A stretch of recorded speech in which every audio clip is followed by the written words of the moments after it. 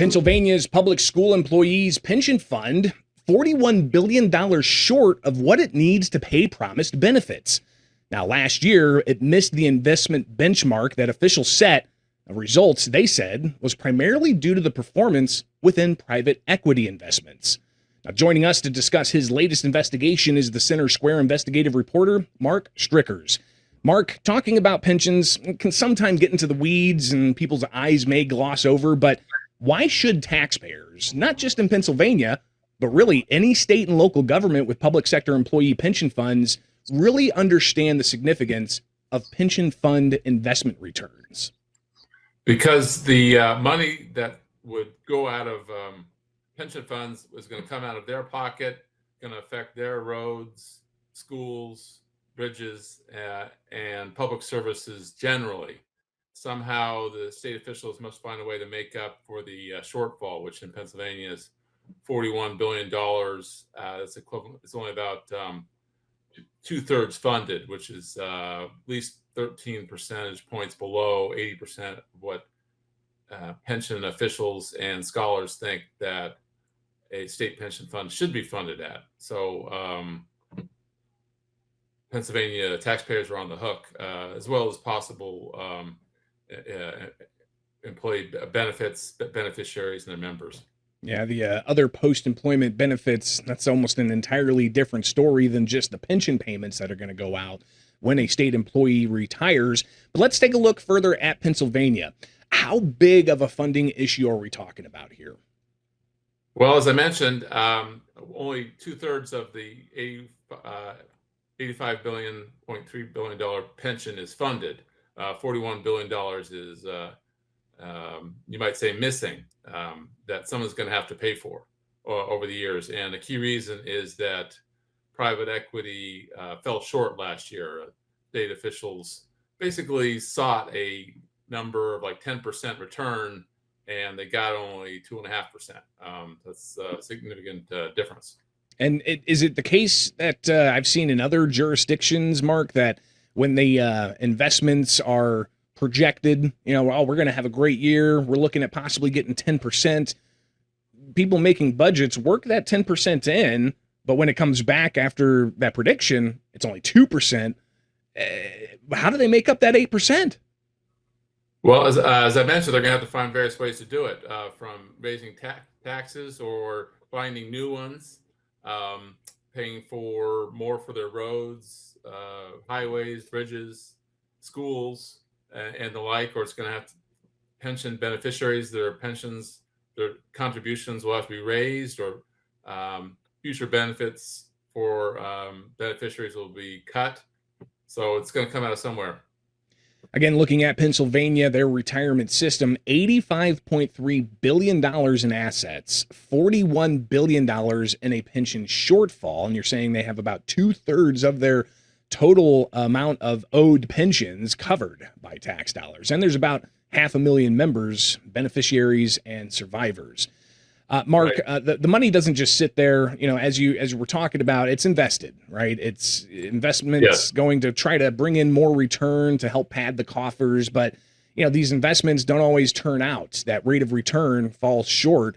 But you particularly looked at one industry of investment, one tool of investment, and that is the private equity. What's happened recently with private equity investments? Well, it's not just recently, actually. It's over 15 years that private equity, this asset class, has not delivered the results that state pension officials expected that it would produce. Private equity has failed to meet its benchmarks, not only just last year, but also 3 years ago, 5 years ago, 10 years ago, and 15 years ago. And now the state of Pennsylvania does not have most of its money, of its $85 billion that it invests in private equity. It was only about $10 billion last year.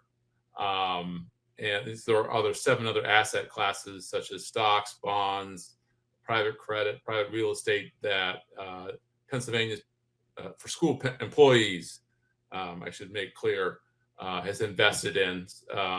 There's 8 asset classes. Private equity is one of them. It's one of the major ones. And it only produced a return of 2.5% all year last year, and that's a year when the stock market was up almost 12, 13%. Perhaps some of our readers will know that if their investments in a stock will go up like 10% in one day, if they're lucky. They've invested in a company like NVIDIA, stock semiconductor maker and designer.